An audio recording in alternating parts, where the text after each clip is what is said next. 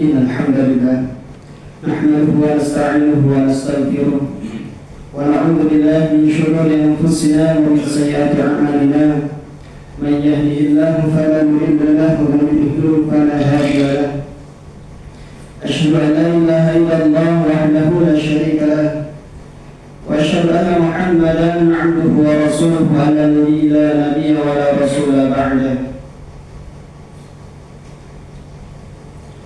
أما بعد فيا أيها الحاضرون أوصيكم ونفسي بتقوى الله فقد فاز المتقون حيث قال الله تعالى في كتابه الكريم أعوذ بالله من الشيطان الرجيم بسم الله الرحمن الرحيم يا أيها الذين آمنوا اتقوا الله حق تقاته ولا تموتن إلا وأنتم مسلمون وقال في آية أخرى أعوذ بالله من الشيطان الرجيم وما أرسلناك إلا رحمة للعالمين وقال نبي الله محمد صلى الله عليه وسلم في حديثه اتقوا الله حيثما كنت وأتبع السيئة الحسنة تمحها وخالق الناس بخلق حسن صدق الله العظيم اللهم ارحمنا بالقرآن.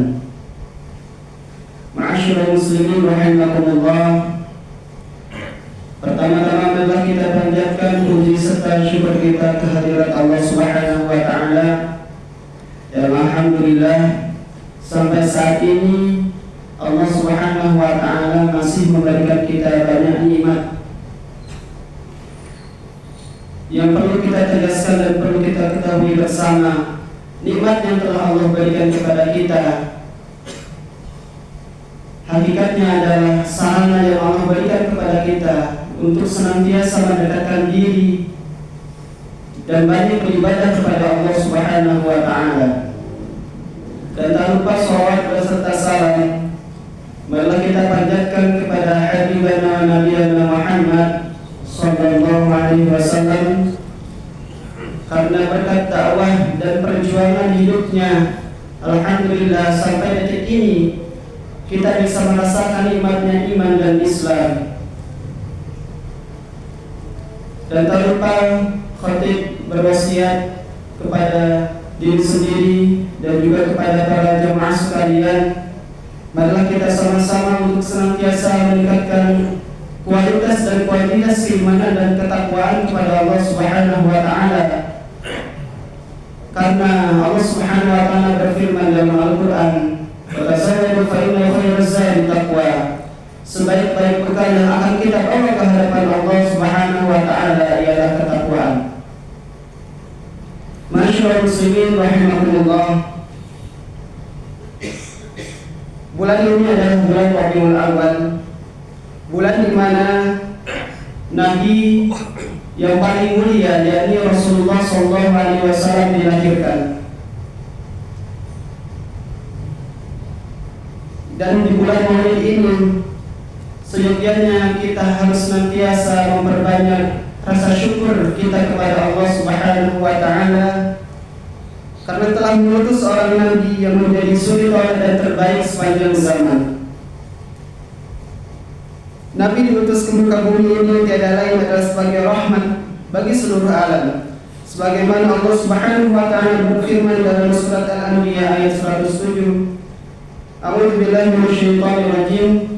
Wa ma arsalnaka illa rahmatan lil alamin, yang artinya dan tidaklah kami mengutus engkau wahai Muhammad melainkan untuk menjadi rahmat bagi seluruh alam. Imam Al-Baydawi dalam kitab tafsirnya beliau menyebutkan sebab disebutnya pengutusan Nabi Muhammad SAW sebagai rahmat dan kasih sayang bagi seluruh alam ialah karena diutusnya Nabi ke seluruh dunia di muka bumi ini menjadi sumber kebahagiaan dan kebaikan bagi kehidupan mereka di dunia maupun di akhirat kelak. Kemudian Imam Ibnu Abbas menyebutkan dalam tafsirnya pada ayat tersebut, siapa yang menerima ajaran kasih sayang yang dibawa oleh Nabi Muhammad SAW dan mensyukurinya, maka ia akan bahagia hidupnya. Sebaliknya, barang siapa yang menolak dan menentangnya, maka merugilah hidupnya. Kasih sayang yang ditebarkan oleh Nabi SAW bukan hanya ucapan semata, akan tetapi dalam hidup keseharian Nabi Muhammad SAW beliau praktikkan dan beliau implementasikan dengan nyata. Kasih sayang ini bentuknya universal kepada seluruh makhluk ciptaan Tuhan, bahkan kepada kaum musyrik. Nabi Muhammad SAW tetap berlaku santun dan mengasihi. Tidaklah kita mengingat bagaimana dahulu Nabi Muhammad SAW ketika hijrah ke kota Taif untuk menghindari permusuhan dari kaumnya di Makkah. Namun ternyata di sana malah mendapat perlakuan yang kasar dan permusuhan dari orang-orang di kota Taif. Hingga Nabi Muhammad SAW di kota Taif mendapati darahnya bercucuran karena dilempar oleh batu. Kala itu malaikat penjaga gunung menawarkan kepada Nabi Muhammad, apabila diperbolehkan maka ia akan membenturkan kedua gunung yang ada di antara kota Taif, sehingga orang-orang yang ada di sana akan wafat semua. Namun apa sikap Nabi Muhammad SAW pada saat itu? Nabi SAW berucap, andai mereka saat ini tidak menerima Islam, semoga anak cucu mereka adalah orang-orang yang menyembahmu ya Allah. Sesungguhnya mereka adalah orang-orang yang tidak tahu. Dikisahkan juga dalam hadis yang diriwayatkan oleh Imam Muslim, pada suatu hari datang seorang sahabat kepada Nabi SAW. Kemudian dia bertanya, wahai Nabi, doakanlah keburukan atau laknat bagi orang-orang musyrik. Kemudian Nabi SAW menjawab, sungguh aku tidaklah diutus sebagai seorang pelaknat, akan tetapi aku diutus sebagai seorang yang memberikan rahmat. Ma'asyiral muslimin rahimakumullah. Di antara sifat mulia Rasulullah SAW yang perlu kita teladani juga adalah sifat pemaaf yang dimiliki oleh Rasulullah. Ingatlah kisah ketika Nabi SAW sedang melaksanakan perang Uhud bersama kaum muslimin. Kala itu pamannya Hamzah bin Abdul Muthalib ikut berperang. Di tengah peperangan, pamannya yakni Hamzah bin Abdul Muthalib, beliau terbunuh oleh Wahsy, seorang budak berkulit hitam. Wahsy tidak hanya membunuhnya hanya dengan menembaknya, akan tetapi ia menyobekkan perutnya, kemudian mencabik-cabik isi perutnya. Hal ini membuat Nabi SAW sangat bersedih, sangat sakit hati, bahkan marah.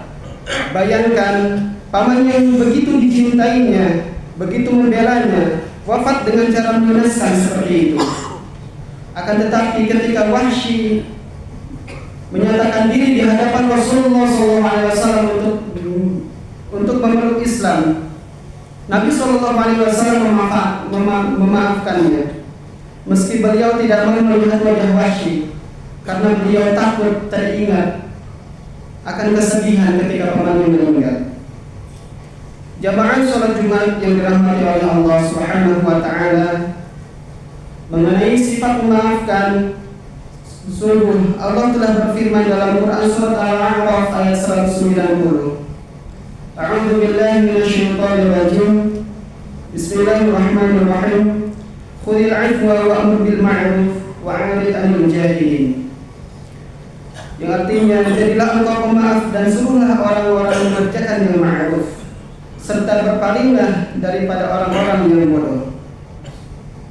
Apabila kita menjadi pribadi yang memiliki sifat pemaaf, maka dapat kita rasakan lingkungan sosial di tengah-tengah masyarakat menjadi damai. Tidak ada dendam yang terjadi di antara manusia. Itulah kasih sayang yang dicontohkan oleh Nabi Muhammad SAW. Semoga di bulan Maulid ini kita dapat meneladani sifat dan akhlak mulia Rasulullah SAW, yang mana dalam mencontoh dan menerapkan akhlaknya, terdapat kemaslahatan yang akan kita dapatkan baik di dunia maupun di akhirat. Barakallahu li wa lakum fil Qur'anil 'azim wa nafa'ani wa iyyakum bima fihi min ayati wa dzikril hakim. Aqulu qawli hadza fastaghfirullah innahu huwal ghafurur rahim.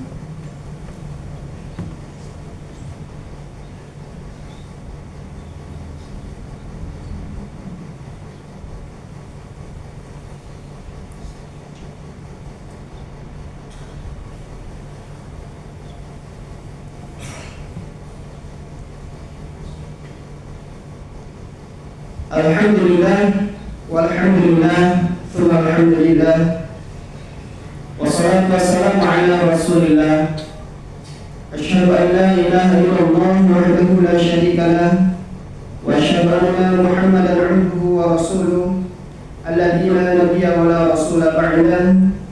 Amma ba'du. Allahumma shalli wa sallim ala nabiyyina Muhammadin wa ala alihi wa ashabihi wa man tabi'ahum bi ihsan ila yaumiddin. Qala Allah Ta'ala wa tazawwadu fa inna khayra zadi taqwa. Shadaqallahul 'azim. Allahumma arhamna bil Qur'an.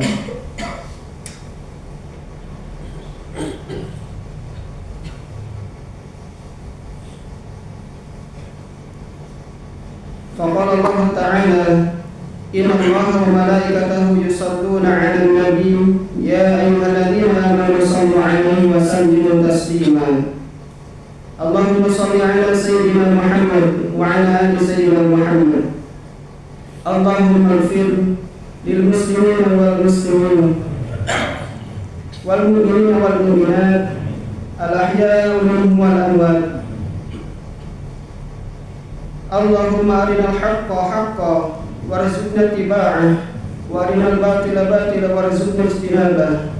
Rabbana atina fid dunya hasanah wa fil akhirati hasanah wa qina adzabannar. Walhamdulillahi rabbil alamin. Ibadallah, innallaha ya'muru bil 'adli wal ihsan wa ita'i dzil qurba wa yanha 'anil fahsya'i wal munkari wal baghi ya'idukum la'allakum tadhakkarun. Wadhkurullahal 'azim yadhkurkum washkuruhu 'ala ni'amihi yazidkum wa lidzikrillahi akbar. Astaghfirullah li wa lakum. Akhirul kalam. Assalamualaikum warahmatullahi wabarakatuh.